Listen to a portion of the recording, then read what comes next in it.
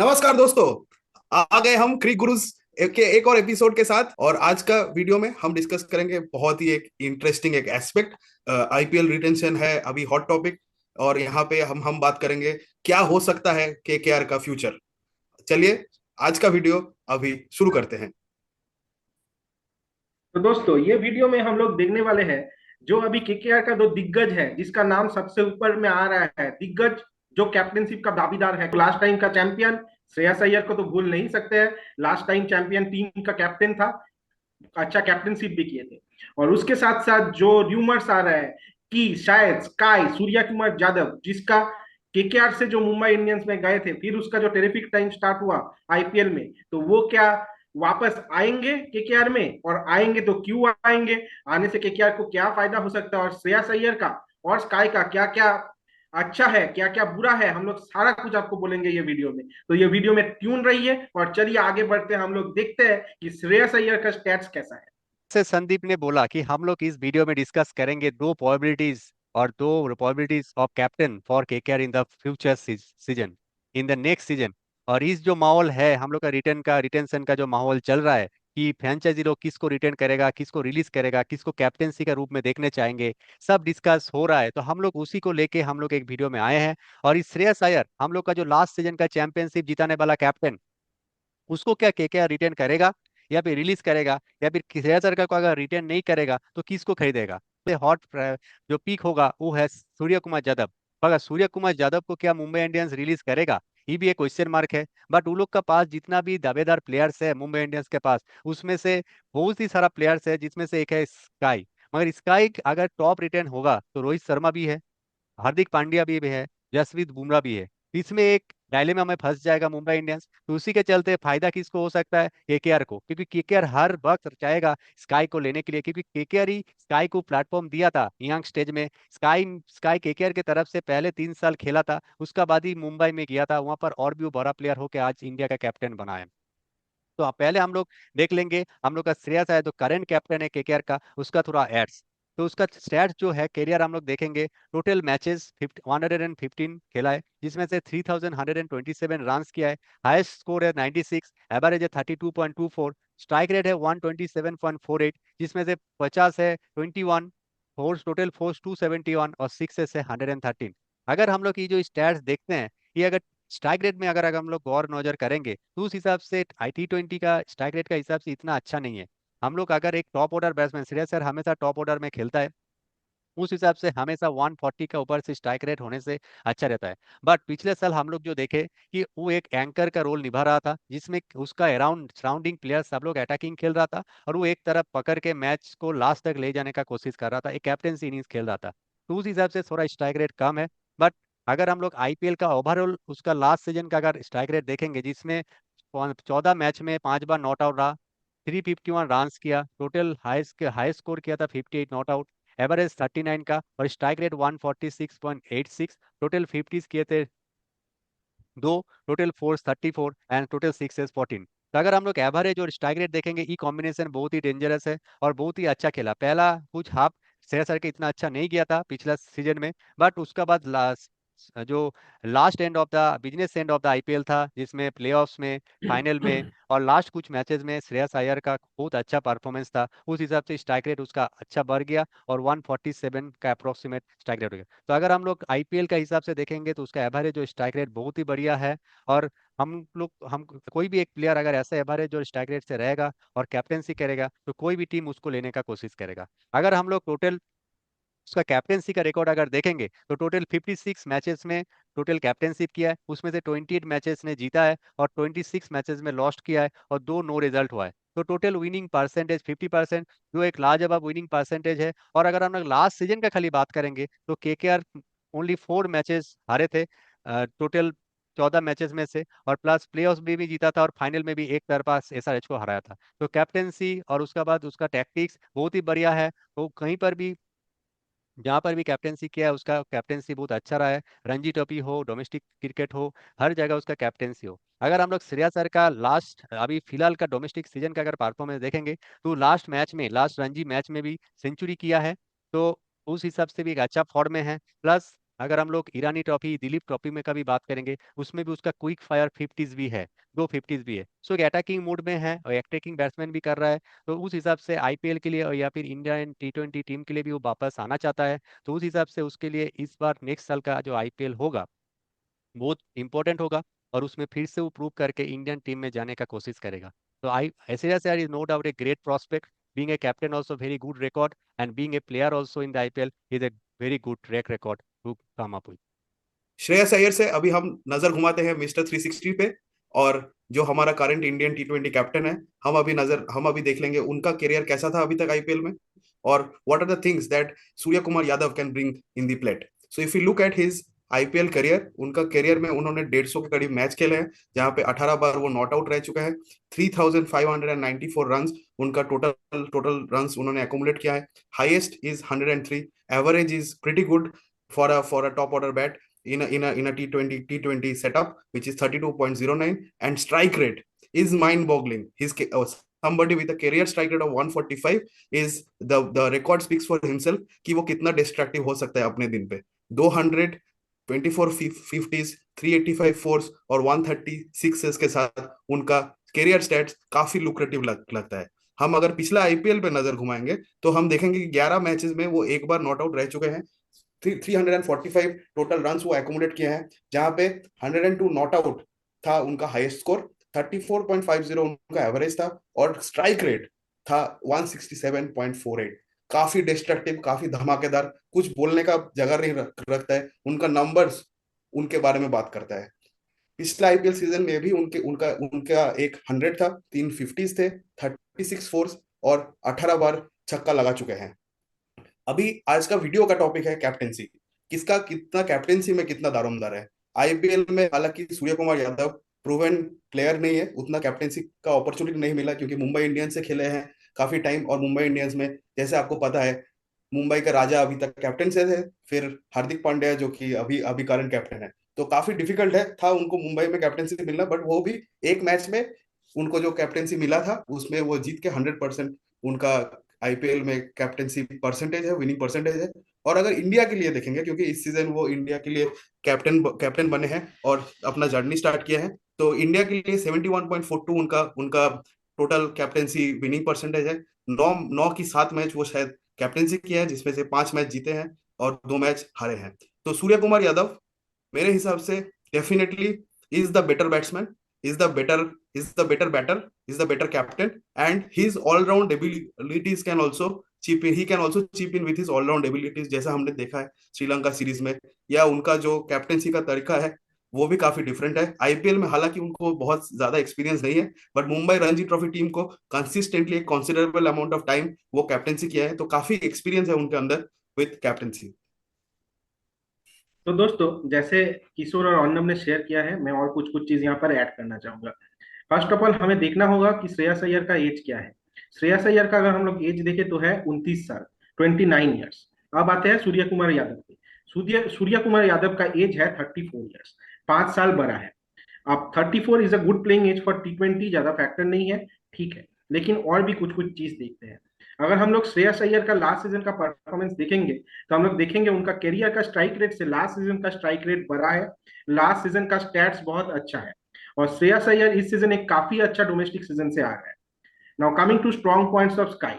Sky एक 360 degree player है, Eden Gardens का पिच भी उसको सूट करेगा, काफी अच्छा स्ट्राइक रेट से खेलता है, और केकेआर का टीम में अगर अय्यर की जगह आते हैं तो टीम कॉम्बिनेशन में एकदम अच्छा बन जाएगा। अब नेक्स्ट हम लोग डिस्कस करते हैं कि केकेआर मैनेजमेंट को क्या समझना होगा। अभी पकड़ लीजिए, केकेआर टारगेट करता है स्काई को, और इधर स्काई को टारगेट करने जा गया, और इधर जब रिटेंशन का लिस्ट आया 31 तारीख, वहां पर देख लिया कि स्काई का नाम है, तब केकेआर तो अपना बैलेंस बिगाड़ना नहीं चाहेगा, अपना रिलेशन खराब नहीं करना चाहेगा श्रेयस अय्यर के साथ। क्योंकि अगर श्रेयस अय्यर कैप्टन नहीं हुआ तो फिर क्या होगा, फिर क्या हो सकता है। और कोई आपको इधर अच्छा ऑप्शन दिख रहा है क्या? मुझे तो नहीं दिख रहा है। हम लोग पांच KL राहुल ये सब का बात कर सकते हैं, लेकिन कितना अवेलेबिलिटी है, क्या है। तो मैं तो एक जो टीम का कैप्टन है श्रेयस अय्यर, जिसने आईपीएल ट्रॉफी जिताया है, उसके जगह पे ये मैं दाव नहीं खेलूंगा। और ये भी बड़ा बात है, ये स्काई क्यों आएंगे, स्काई क्यों आना चाहेंगे? स्काई दो कारण के लिए आना चाहेंगे, दो तीन कारण के लिए। एक है वो पहले केकेआर में थे, दो है IPL is everything about money. तो अभी श्रेयस अय्यर का अगर हम लोग पैसा देखेंगे तो 12 करोड़, अभी स्काई का पैसा देखेंगे 2022 का 8 crore, not what he deserves. Third है स्काई, कोई आईपीएल टीम का कैप्टन नहीं है, तो एक जो इंडिया का कैप्टन है वो तो आना चाहेगा ना, कोई फ्रेंचाइजी में कैप्टन होके। तो if not KKR maybe some team else, लेकिन स्काई चाहेंगे कैप्टनशिप करना। अब मुंबई उसको ज्यादा पैसा देके अगर रखता है तो वो अलग बात है। और एक चीज भी केकेआर मैनेजमेंट को समझना पड़ेगा कि श्रेयस अय्यर अभी एक ऐसा प्लेयर है जो डोमेस्टिक में खेलता है और जिसको लिमिटेड अभी चांस मिलता है ऑन द T20 स्क्वाड, तो वो काफी फ्री है, काफी एजाइल है, काफी फिट है। स्काई का लेकिन रिस्पॉन्सिबिलिटीज बहुत ज्यादा है, एक जब कोई प्लेयर कैप्टन होता है टीम का उसके ऊपर बहुत रिस्पॉन्सिबिलिटीज आता है। तो ये डुअल रिस्पॉन्सिबिलिटी आके कैसे बैलेंस करता है, मुंबई का वानखेड़े पिच से आके ईडन गार्डन में कैसे आके अपने आप को मिक्स करता है, ये सब इंपॉर्टेंट रहेगा। तो ये सारा कुछ सोच के ही केकेआर मैनेजमेंट को डिसीजन लेना चाहिए। और मैं अर्णव और किशोर का भी उन लोग का व्यू शेयर करने बोलूंगा। देखिए, स्काई और श्रेयस अय्यर दोनों एक डायलेमा है, दोनों का कुछ प्रोज है एंड कॉन्स है। श्रेयस अय्यर एक जो हम लोग का इंडियन क्रिकेट टीम का रेडर से बाहर हो गया, T20 टीम का रेडर से, तो उसको इतना अच्छा T20 जो फॉरेन में जो इंटरनेशनल मैच का उसको एक्सपीरियंस नहीं हो रहा है। अगर उधर देखेंगे, स्काई का वो इंडियन का कैप्टन है, तो हर एक जगह में, हर एक कंट्री में वो इंडिया को रिप्रेजेंट कर रहा है, तो उसमें एक लीडरशिप क्वालिटीज भी है। उसका पास प्लेयर डेवलपमेंट का भी एक यूज कर सकता है। तो जो भी टीम का वो हिस्सा रहेगा, वो चाहेगा कि उस टीम का भी कैप्टन रहे, क्योंकि हमेशा एक कैप्टेंसी का नज़र से देखने का टीम एक अलग होता है और एक प्लेयर का नज़र से टीम देखने एक अलग होता है। और मुंबई का जो अभी हालत है, तो उसमें हार्दिक पांड्या है, रोहित शर्मा है, बुमराह है, स्काई है। तो उसमें से ऐसे डायरेक्ट कोई फेवरेट नहीं है कि कौन कैप्टन होगा। मेरे हिसाब से हार्दिक पांड्या को ही रखना चाहिए मुंबई इंडियंस का कैप्टन। तो उस हिसाब से स्काई भी सोचेगा कि हम इंडिया का कैप्टन है, तो मुझे भी एक कैप्टनसी चाहिए, प्लस जहाँ पर मुझे रिस्पेक्ट मिलेगा तो वहाँ पर भी हम जाएंगे। उधर हम इसको इस पॉइंट के हिसाब से स्काई का थोड़ा पल्ला भारी है। बट वही है, श्रेयस अय्यर जो एक आईपीएल चैंपियनशिप जिताने वाला कैप्टन है और एक प्रूवन प्लेयर है, प्रूवन कैप्टन है, तो उसको भी छोड़ना एक बहुत बड़ा क्रिटिक्स को एक चांस देने वाला क्वेश्चन हो जाएगा कि कैसे केकेआर एक प्रूवन कैप्टन को टीम से रिलीज कर दिया। तो दोनों दोनों एक केकेआर के लिए एक बहुत बड़ा मुश्किल है। और उधर पहला बड़ा मुश्किल चीज है कि मुंबई इंडियंस क्या उसको रिलीज करेगा। अगर स्काई चाहेगा तो सीओ रिलीज करेगा, अगर नहीं चाहेगा तो मुंबई इंडियंस स्काई को नहीं रिलीज करेगा। तो उस डायलेमा में केकेआर को डिसीजन लेना ये बहुत बड़ा बात है। तो हम लोग का उस हिसाब से श्रेयस अय्यर को कैप्टेंसी में रख के तो केकेआर को पहले कुछ सीजन देखना चाहिए। और ऐसे संदीप ने जो बोला कि श्रेयस अय्यर का एज भी उसका साथ है और स्काई का एज जैसे 34 है, तो ज़्यादा टाइम और प्रूवन कैप्टन भी है, उसका एक्सपीरियंस भी कैप्टेंसी में ज़्यादा, आईपीएल में श्रेयस अय्यर का कैप्टेंसी भी ज़्यादा है। तो उस हिसाब से मेरा मेरा मन तो श्रेयस अय्यर को रखना चाहिए, उसको कंटिन्यूटी देना चाहिए, क्योंकि श्रेयस अय्यर भी पूछेंगे कि मेरा गलती क्या है, हम तो चैंपियनशिप जीता के दिए, मेरा परफॉर्मेंस भी अच्छा हुआ। तो तुरंत किसी नया प्लेयर को आके उसका चीज उसका जो पोजीशन है उसको छीन लेना, ये भी एक अच्छा एग्जाम्पल नहीं है। एक प्लेयर का तरफ से प्लस एक मैनेजमेंट का तरफ से भी एक अच्छा एग्जाम्पल नहीं है। तो मेरे हिसाब से केकेआर शायद ऐसा नहीं करने वाला है। अगर अगर करने वाला होता तो और भी न्यूज में ऐसे रिपोर्ट्स आता, जैसे हम लोग देख रहे हैं कि आरसीबी पूरा राहुल को कैप्टन बनाने का एकदम तोड़जोड़ में है, क्योंकि राहुल भी चाहता है कि बेंगलोर की तरफ से खेलेगा और ये पूरा हाई प्रोबेबिलिटी है। तो बट ऐसा इस केस में नहीं है।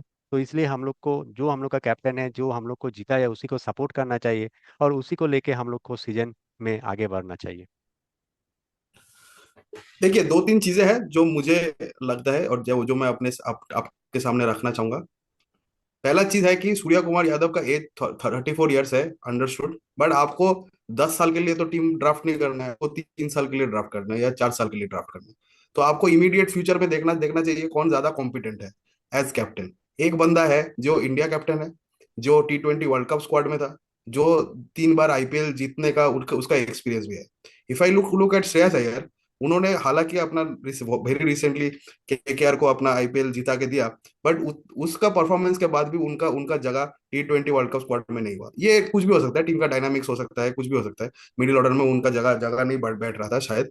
But if I have to think from Mumbai Indians perspective, they can not retain SKY, they can not retain Rohit Sharma, that is my understanding. अगर मुंबई इंडियंस के पास जो ऑप्शन है, हार्दिक पांड्या उनको रखना ही है। पिछला सीजन इतना हल्ला करके उनको ऐसे ही नहीं लेके आया वो कि एक सीजन बाद हम कैप्टन से हटा देंगे। और वो डिसीजन, जितना पैसा इन्वॉल्व था, जितना कुछ इन्वॉल्व था, वो एक बंदा मार्क बाउचर का डिसीजन नहीं हो सकता है। सो टीम मैनेजमेंट का भी अलाइनमेंट होगा और टीम मैनेजमेंट डेफिनेटली नहीं चाहेगा कि एक सीजन के बाद ही मैं एक हाई मतलब प्रूवन कैप्टन को हटा दूं।